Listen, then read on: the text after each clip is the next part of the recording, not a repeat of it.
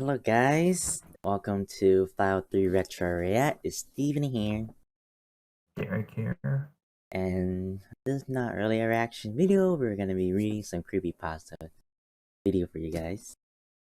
We're going to be reading two creepypasta. One short one, one longer one, both about video games.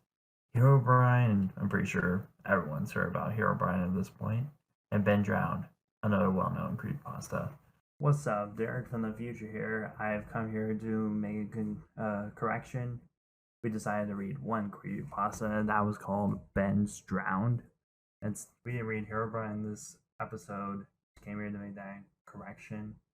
So hope you guys enjoyed. Comment down below what other creepypastas you want us to read. Also, if you're new to the channel, subscribe, turn on post notifications, and let's continue on with the video.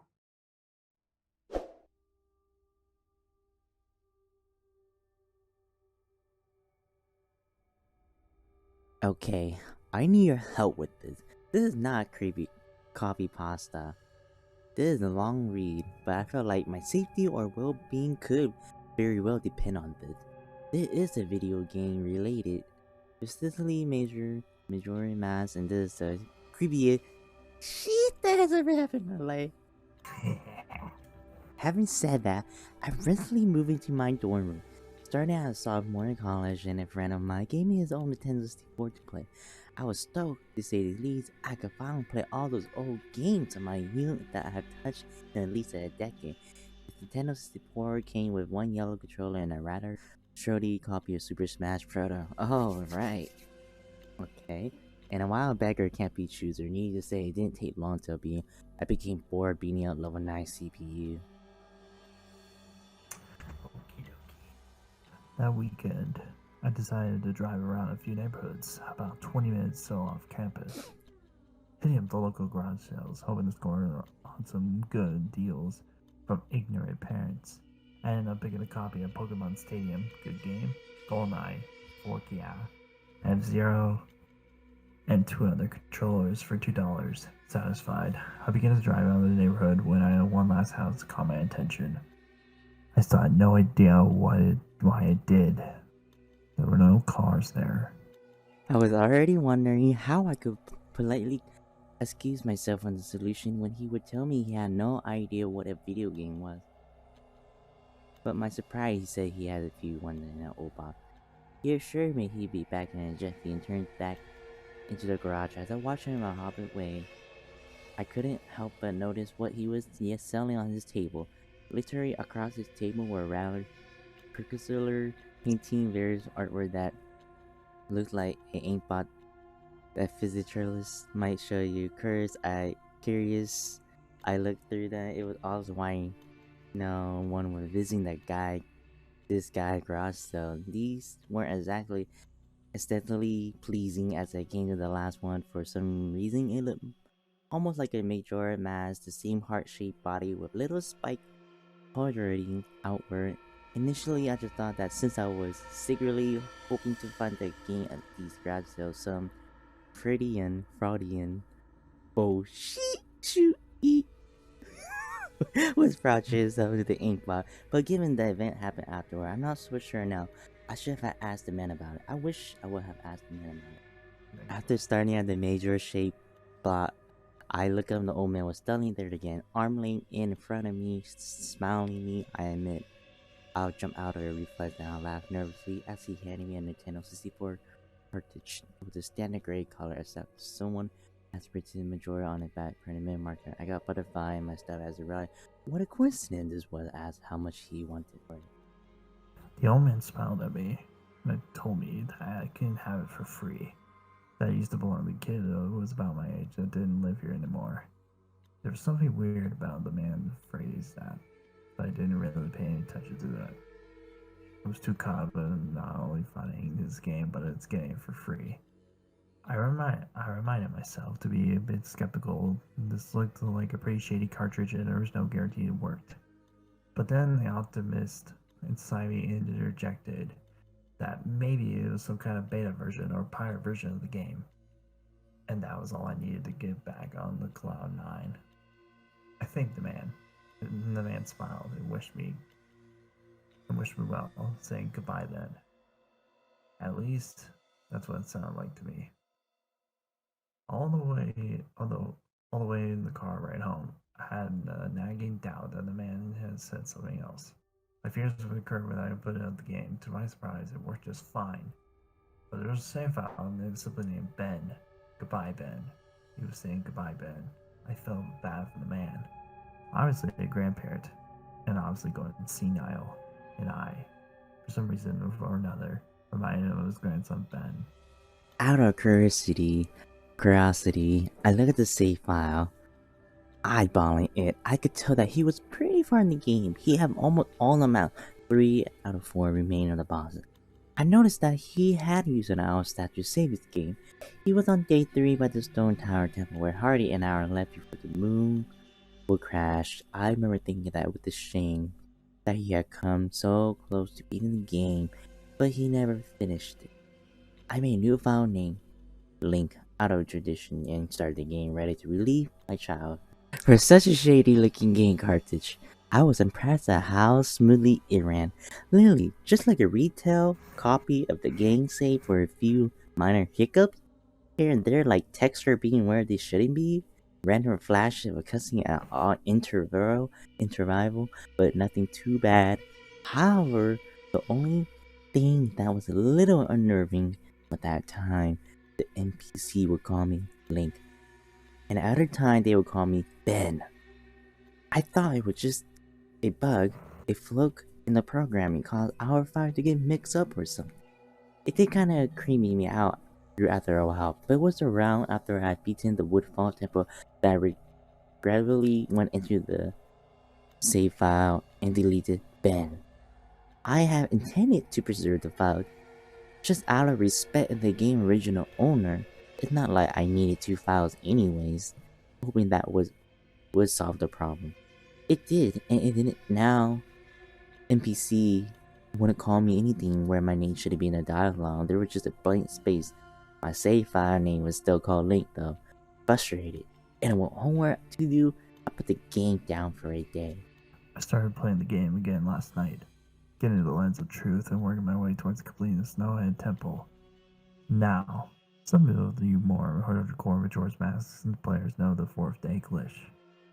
For those who don't, you can Google it, but the gist of it is, right, the clock is about to hit 00 on the final day. You talk to the astronomer and look through a telescope.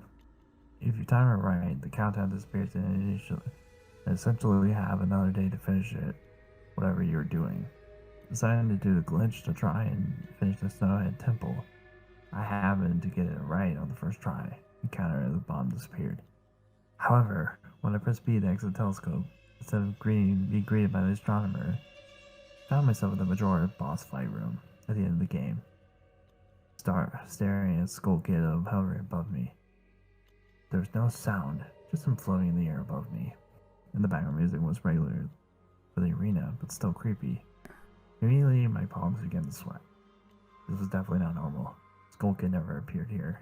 I tried moving around the arena. No matter where I went, Skull Kid would always be facing me, looking at me, not saying anything. Nothing would happen though, and this kept up for around 60 seconds. I thought the game was bugged or something. I was getting doubt that very much. I was about to reach for the reset button when that text appeared on my screen. You are not sure why, but you apparently had a reservation.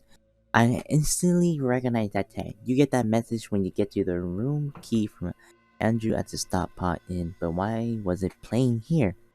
I refused to entertain the notion that it was almost after the game was trying to communicate with me. I started to navigate the room again, testing to see if that was some sort of trigger that enabled me to interact with something there. Then I realized how stupid I was. To even think that someone could reprogram the game like this was absurd. Sure enough, 50 seconds later, another message appeared on the screen, and again, like the first one, there was already a pre-existing phrase, "Go to the lair of the temple box." Yes? No? I paused for a second, contemplating what I should press and how the game would react. When I realized that I couldn't select no, taking a deep breath, I pressed yes, and the screen faded to white with the word "Dawn of a New Day," which is subtext. tripping event where I was ported to fill me with the most intense sense of dread and peeling fear I have never experienced. The only way I can describe the way I feel there is having this feeling inaccessible depression on a profound scale. I'm normally not depressed person, but the way I felt, it was a feeling that I didn't even know existed. It was such a twisted, powerful presence that seemed to wash over me. I appeared in some kind of weird Twilight Zone version of the clock tower. Oh, clock town, sorry. I walked down to the clock tower, as you normally do at the start of day one, only to find the inhabitants were gone. Usually on the fourth day glitch, you can still find the guards and the dog that runs around the tower. This time, they were gone. What replaced them was an ominous feeling that was something out there. In the same area as me, and that it was watching me, had 4 hearts to my name, and a hero's bow. But at this point, I wasn't even considered for my avatar. I felt that I was in some kind of danger. Perhaps the most chilling thing was the music. It was sonic. It was the song of healing, rapped straight out of the game from itself, but played in reverse. The music got louder, building up as if you should expect something to pop up at you, but nothing ever did, and it constantly began to wear on my mental state. Every now and then, I would hear a faint laugh of happy masked salesmen in the background. It was quiet enough so I wasn't sure if I was hearing things, which was loud enough to keep me determined to find them. I looked at all 4 zones of the clock town, hopefully only to find nothing. No one. Textures were missing. Once clock town had me walking on air. The entire area felt broken, hopelessly broken. As the song reverse of healing repeated for what must have been the 50th time, I just remember standing in the middle of the South Clock town, realizing I had never felt so alone in a video game before. As I walked through the ghost town, I don't know whatever was the combination of the out-of-plex texture and the atmosphere and the haunting melody of the one peaceful and sneezing song being butchered and distorted. But I was literally on the verge of tear. I had no idea why. I hardly ever cried. Something had gripped me here and this passing to depression that froze Florian and crippled. I tried leaving Clock Town, but every time I attempted to zone out, the screen would fade to black and would just zone another part of the Clock Town. I tried playing my ocean area. I want to escape and I did not want to be here, but every time I played the song time or song soaring, it would only say, "You're no echo far," but nothing happened. By this point, it was obvious the game didn't want me to leave, but I had no idea why it was keeping me here. I didn't want to go inside the building. I feel like I would be too vulnerable there too. Whenever I was terrified, I don't know why, but I came with the idea that maybe if I drown myself at the laundry pool, I could spawn somewhere else and leave this place. The screen faded in, and I was standing in the top clock tower of Skull Kid, hovering over me again, silent. I looked up and the moon was back, looming just a meter above my head, but the Skull Kid just stared at me, hauntingly with the freaking mask. And the sun was playing the stone tower temple theme playing in reverse. It was sort of desperate attempt. I quit my bow and fired off a shot to Skull Island. It was actually hit him, and he played an animation of him railing back. I fired again on the third air. A text appeared saying, "That won't do you any good, hee hee." And I pick up off the ground, levitate upward my back, and then Link screamed and he burst into flame, instantly killing him. I jumped when this happened. I have never seen this move used by anyone. In this game, the Skull Kid himself didn't have any move at the death screen playing. My lifeless body still burning, the Skull Kid laughed and the screen faded to black, only to have me reappear in the same place. I decided to charge him, but the same thing happened. Link's body was lifted off the ground by some unknown force, and he was immediately burst into flame again, killing him. This time during the death screen, the faint sound of reverse song hailing could be heard on my third and final try. I noticed that there was no music playing this time, that all there was eerie silence. I remember that in the original encounter with the Skull Kid, you were supposed to use the Oceaneer to either travel back in time or summon the giant. I intended to play the song on time, but before I could hit the last note, Link's body once again orifically exploded into flames and he died. Alright, so guys, I have no clue why, but my audio decides to just cut out for the rest of the video. I have no clue why. I don't know what happened because Steven can clearly hear me in the video while we were making the video, so I don't know what happened. So I'm only gonna play Steven's parts, which is disappointing. I turned the game off at that point. I'm not superstitious, but this is way too forked up even for me. I haven't played it at all today. Hell, I didn't get any sleep last night. I kept hearing the reverse song and the music in my head, and just remembered the sense of dread I felt exploring Clock Tower. I drove back in the old man house today to ask him more country with a buddy of mine. No way I was going there alone, only to find that there's a for sale sign in the front yard. When I ran door, no one was home. So now, here writing down the rest of my thought and recording what happened. Sorry if some of this have grammar go error and whatnot. I'm running no sleep here. I'm terrified of this game, even more so now that I really it's the second time writing it all down. But I feel like there's still more to it than me than I, and that there's something calling me to investigate this further. I think Ben is something in this question, in the equation, but I don't know what. If I could get a hold of the old man, when I would be able to find some answer. I need another day or two to recuperate before tackling this game again. It's already taken a toll on my sanity, I feel like, but next time I do this, I'm going to be recording my footage all the way through. The idea to record only came to me towards the end, so you can see the last few minutes of what I saw, including Skull Kid and the ugly statue, but it's on the YouTube here. I'm going to post what happened and link the video footage, but last night everything got too real for me. I think I'm done messing around with this. I passed out pretty much immediately after making that thread, but last night, that ugly of emptiness statue I dreamed about, I dreamed it was following me in my dream, that I would be minding my own business.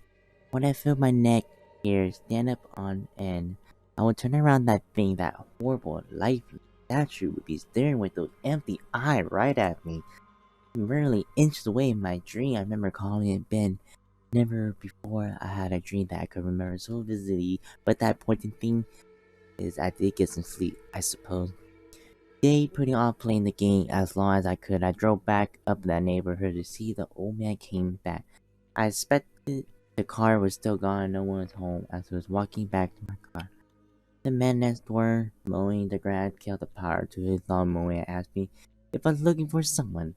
I told him that I was looking to talk to the old man that lived there, to which he told me that I already knew he was moving, trying a different avenue. I asked if the old man had any family or relative I could talk to. I discovered that this old man had never been married, nor did he have any children or grandchildren through adoption. Starting to become worried, I asked one final question, one that I should have asked from the beginning. Who was Ben? The man expression turned gray, and I learned that 4 doors down around 8 years ago, on April 23, the man informed me that it was the same day as his anniversary, that he knew the specific date that there was an accident with a young boy named Ben in the neighborhood. Shortly after his parents moved, despite any further attempt to talk to the man who get more information, he wouldn't divulge anything else. I was a Tiku scrub in a clock tower. This scene would normally play after this first time you travel back in time. Tati would say, what just happened is that everything has been, instead of saying started over. She finished her remark and a broken test at the laugh of her happy masked salesman playing in the background. I was put back in control of my character, but from a fork up camera angle. I was looking from behind the door to the clock tower, watching my avatar run as a Deku scrub, seeing as how I really had no place to go because I couldn't see anything. I burglary went inside the door. There I was greeted by the happy mouse salesman, who simply told me, "You have met with a terrible fate, haven't you?" before the screen went down. I was in Termia field as a human again. I might as well not have been playing the same game anymore. I was being wrapped around, and there was no sign of a day, clock, or anything. I took a moment to get my bearing as I looked around the field, and immediately I could tell what this was not normal. There was no enemy, and a twisted version of the happy mouse salesman being was playing. I decided to run toward a waterfall before I noticed a gathering of 3 figures off to the side, one of them being a spell now. As I approached them, to my horror, I saw the happening mask with the skull kid, edge of the emptiness statue just stand there. I figured maybe there was bug out, but now I told myself that I would know better. Nevertheless, I approached them carefully and found out the skull kid was playing some kind of idea animation on loop, seeing what Espona and the edgy emptiness statue were doing. It's been doing all wrong. Just stand there eerily. It was the happy master Cellman that scared me more profoundly than the other two. I had little time to ponder as I was immediately given another small cut scene, a travel into Azora, and now I found myself a great Temple Bay. Hesitant but curious to see what the game had in store for me, I slowly made my way towards the beach where I found Espona. I wonder why the game had decided to put her here. With the game implying she was trying to get a drink, unable to take the mask off, I decided riding the steed wasn't the reason why she was placed there. Suddenly, I realized that Espona kept the way she was angle made like she was trying to signal point me off business. It was a hutch that drove in the Great Bay and started swimming. Sure enough, I almost missed it. I found something at the bottom of the ocean. One last eggley of the emptiness statue. I went down to examine. Suddenly, my Zora started doing a choking animation I had never seen Zora do before, which didn't even make sense because Zora can breathe underwater. Regardless, my character choked to death and died, and again, the statue was the only thing that was highlighting my death. I didn't respawn this time. I was booted back in the main menu as I restarted the console. I know it's early in the morning. I have stayed up all night. I can't sleep. I don't care if people see this. That's not the point. I just wanted the word to get spread so I don't suffer for nothing. I have lost the will to type about this. The less I dwell on this, better. I think the video just speak for itself. I did what you guys told me to do. I played the Edgy of Emptiness on the first prompt by the game I was given, but I think that was the game to ban. Jesus Christ, I can't believe that I even reminded the absurd idea that he exists in the game wants me to do. He's following me now, not just in the game. He's in my dream. I see him all the time. He's on my back, just watching me. I haven't gone to any of my classes. I stay in my dorm room with the window closed and the blind shut. The way I know he can't watch me, but he still get me when I play. When I play, he can still see me. The game scared me now. It taught me like the first time, not just using text that's already in the game, but it spoke to me, taught me, it referenced Ben, it taught me. I don't know what it means. I don't know what it means. I don't know what I want. I never wanted to just want my old life back. Stuff like this doesn't happen to people like me. I'm just a kid, not even old enough to drink yet, and not big. I can't. I want to go home. I want to see my parents. I'm too far away from my home. At this here, at this school, I just want to hug my mom again. I just want to forget that statue, horrible blank face. My original game file was bad. I just do it. I left it before it was gone. I don't know what to play. I feel like something bad will happen, but I don't. But that's possible. It's a video game, haunted or not. It can't hurt me. Like, serious though. It can't, right? That's why I keep telling myself. But every time I think about it, I'm not so sure. About the video in this, I caught straight to when he lowered the Ben file on the game like that. I realized that just visible left the save select screen in because it said different names sometimes. So my bad for that. But all this time we're the same at the end of his last name, Link and Ben. Nothing different. I wasn't here when he played it. But it looked like to me like in the beginning when he first spawned, he testing out his equipment or seeing what item he has or something, because apparently they changed randomly before then. After that, I just think the game got too personal for him. Hey guys, Jadzable here. This will be the last time you'll be hearing from me, and this is my final gift to you. Here's a note that I've taken and realization I have made. Before I dwell into this, I want to thank you for following me and thank you for listening. It feels like all the weight of a powerful burden is about to be lifted. By the time you read this, I won't be around anymore. But after spending 4 days with this Mandarin game, I have begun to understand what really at play here. Hopefully after reading this, we can ensure that this never happen again. December 6th, 2010. 11 p.m. Can't believe what happened. Not sure if this is some kind of elaborate hoax. Despite the fear, I can't help but be exceptionally curious about this. Who or what is the statue? Or lots of question here. I'm starting this document at the theory so I can keep track of everything. I'm typing in summary of what happened so I can come back to it later. December 7, 2010, 2:10 a.m. Summary was posted here. You can go back and look at my first post for day 4.wmv for that. 4:23 a.m. I can't sleep. I've been trying so hard, but the harder I try to get more restless, I just feel that statues are appearing when I close my eye. 8:20 a.m. Didn't sleep at all. I'm just going to start my day. I don't think I have the energy to go to class today. I'm going to drive back down to talk to that old man, taking my buddy Tyler with me just in case. 1:18 p.m. Back home now. No sign of the old man. Really weird that he appears to be moving the next days. But maybe the for sale sign was up there yesterday. I just didn't notice it. Tyler wants to know what got to me all worked up. I didn't tell him going to eat. Feels like death. December 8, 2010, 10:40 a.m. I had a dream about the statue. I dreamed that it was following me in my dream. That I would be minding my own business when I felt my neck hair stand out on end. I would turn around that horrible lifeless statue would be staring with those empty eyes right at me. Mercifully inches away in my dream, I remember calling it Ben. Power of suggestion. Most likely, never been before had I had a dream that I could remember so vividly. 11:20 a.m. I really don't want to play this game again. I think I'm going to go see if that old man's there instead. 1:35 p.m. No, old man, but I have an interesting conversation with this neighbor. I post the full thing with my summary of tonight intent of playing the game. Going to wait for a bit though to see if I can dig up my information on this Ben guy. 2:45 p.m. I've been getting random inestimable headache due to the last sleep and keep hearing that song in my head. Also, it's flu season, so I need to be careful not to get sick. My immune system is going to be shit right now because of that all-nighter. 3 p.m. 3:02 p.m. My computer just on its own opened a text document and wrote the hi and welcome to cleverbot.com. What the what? Okay, 3:50 p.m. What have I done? I invited into my computer. I continue to write these notes with my summary. I feel like I'm a prisoner in my own place security. I don't know if it's hallucinating or not. I feel like I'm freaking insane right now. I can't feel it watching over me even as I type this. Ben is controlling me. Everything is getting twirly with me. Leave me like a sheep. But for what? What's the purpose? I know Ben drowned. But why these hunting? What the fork am I even doing?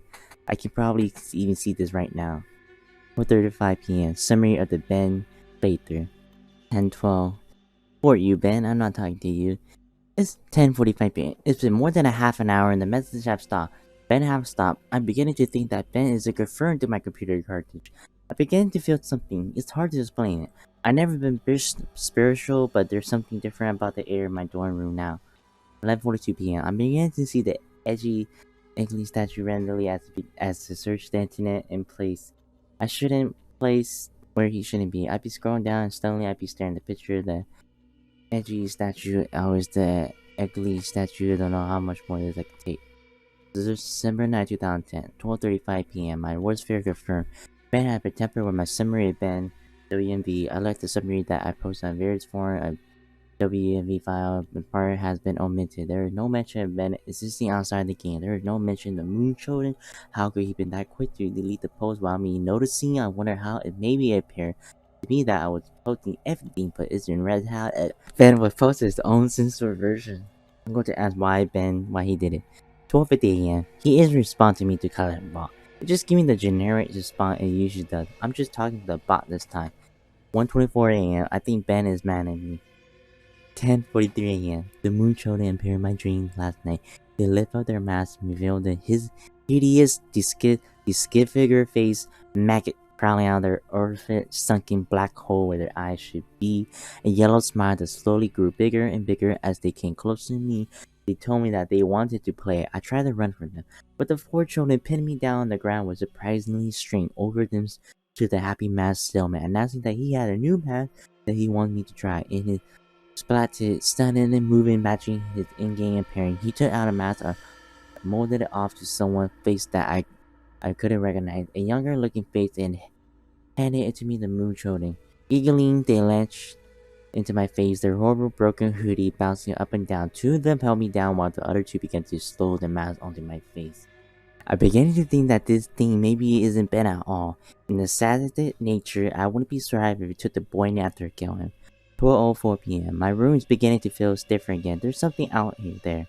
I feel really threatened, like there's something that is trying to reach out to me and strangle me, but it quite get there.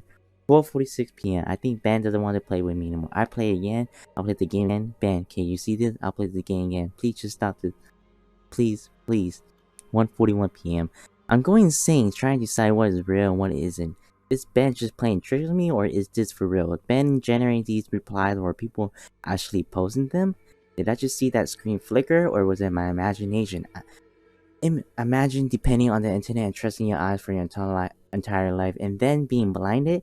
You can't rely on anymore. You second guess everything. For the brief moment I am looking at my response to the video, people were pointing out that it was fake or Photoshop it or whatever, and there's literally no way for me to know if Ben charged is something on purpose trying to shut me up, or maybe those replies were just constructed by Ben trying to discourage me from reaching out. See, I get freaking caught in the infinite mind fork loop like this. This is what happened where my insane me and pushed me to the edge. As I'm writing this, there's no way even telling if there ever who cared as much as I did day 2. Just another freaking trick if this Word document even exists. Am I writing nothing? Power Station 2. What is it? What's the point in playing? I die whatever I do anything. 4:09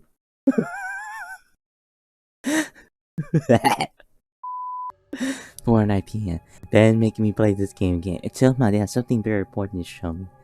6:20 p.m. Summary of the Drown playthrough. 9:03. Summary of Troden playthrough. December 10, 2010. 11:52. The Drown playthrough was up before I woke up early. I remember typing up, but I don't ever remember posting it. He censored again. There's no mention of the old man. I have no voice anymore. I am only posting that he wants me to. I am the mask to disguise myself as he lies. 11:55 a.m. There's an entire video summary of the video that I don't remember doing. Reading through the summary just sounds morbid. Remembering my dream for 2 nights except more sad scale than Mucho, and there's nothing more to them. Almost as they are another entity for Ben. Something happened last night that I can't remember. Posting the 4 summary to the 4 now. Shadow of my chair move. The last video entry I made, Matt, began as normal. I was spawned and clocked out as usual, and nothing seems to be out of place. Determined to set things right and play the alt to order onto the clock tower on the 4th day. I prepared myself. I sped up time and got to the final day, making my way to the observatory. As I got up to the telescope room and approached this astronomer, he would not let me look in his telescope. He told me that it would be cheating and that I would follow the rule. Despite any repeated effort, the game would not let me do the 4th day glitch. No matter how hard I tried working around the game and doing the glitch, but it was adamant this time, regardless of if I simply had the illusion of free or power game. This time the game became more aggressive than anything I have ever seen. It eventually told me to go to Icana Canyon, where the game would end and it would stop hunting me. Anxious and desperate to end this nightmare, I played the song of Soaring and ended up there. I was told to check my inventory, that I would find the answer there to the end of the game. I arrived at Icana Canyon and saved my progress that hour statue. As I searched through my inventory, I finally noticed that I was missing a recurring song that edgy emptiness. Awfully, once I traveled there and learned the song, I suppose that was the last time I needed before Ben decided to make it had enough fun playing with me. Ben is a manipulator. He tried to fool his victim into security and make me draw your guard like a Venus flytrap. He ain't scared them. I am nothing but a puppet to him. He enjoys seeing that kind of human emotion he can tap into by doing different things. There are still something about this world experience that still don't make sense, but then again, I would never do that. Figuring out these things, I'm not exactly in the right of mind to. I'm giving all these pieces of the puzzle for you to analyze and piece together in a missing link. But I suppose there's particularly to blame because I am genius who put to life in a single. I suppose someone who to get a hold of me and save me before I go to immerse into the game would have literally saved my life. However, it proved too much to me. I'm just glad it happened to me. I could get warning out that Ben dies here. Lastly, for you taking me the time to open this, open yourself up to my hearing my story despite making you not believe me. You didn't have to do that. Really, you shouldn't have. You support this entire time and kept me going now and I'm finally free. This again, Chat Sybil. Yes. Alright. Time for Where's Your Light? Alright. Damn, what? An hour 18 minutes? Shit. Wow. that story went down. That was actually creepy in some sort. Like I said, hope you guys enjoyed this creepypasta reading. I know there was a lot of technical difficulties in this video, but it won't happen again. I just now noticed it when I was editing this whole entire video, so hope you guys enjoyed this creepypasta reading. Also, if you like a video for you want us to react to, or a creepypasta you want us to read, comment down below, tweet at us, or email us. Our Twitter handle is 503Majestic Gaming or 503M Gaming, and our email's in our bio. Thank you for watching. We'll see you next time.